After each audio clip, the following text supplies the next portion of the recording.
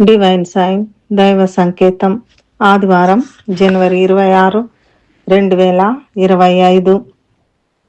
దేవుని నుండి ఒక సూచన. హెబ్రీ 12:14. పరిశుద్ధత లేకుండా ఎవడును ప్రభువును చూడడు. ఈనాటి దైవాంశము పరిశుద్ధత.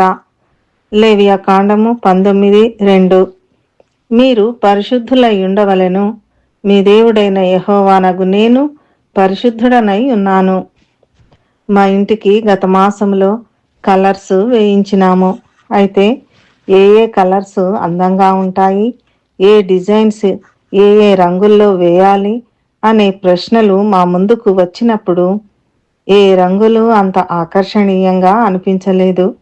కానీ పూర్తి తెల్లని రంగే ఇంటి మొత్తానికి వేయాలని సంకల్పించాం. తెలుపు పరిశుద్ధతకు చిహ్నమని భావిస్తాం కదా.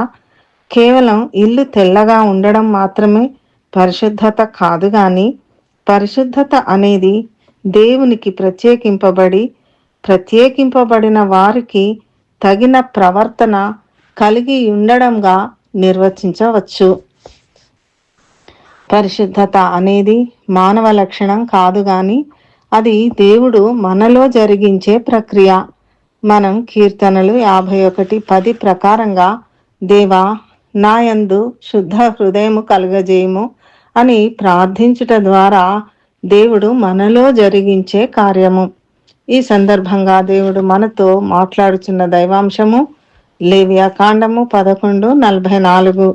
నేను మీ దేవుడైన యెహోవాను, నేను పరిశుద్ధుడను గనుక మీరు పరిశుద్ధులై ఉండునట్లు మిమ్మును మీరు పరిశుద్ధపరచుకొనవలెను.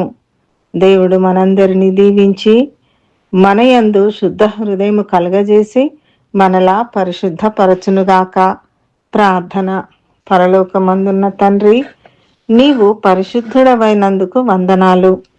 నీ పరిశుద్ధతను మాకు అనుగ్రహించి మా అంతరంగములో స్థిరమైన మనస్సును నూతనముగా పుట్టించుము. యేసు నామములో ప్రార్థిస్తున్నాము తండ్రి. ఆమెన్.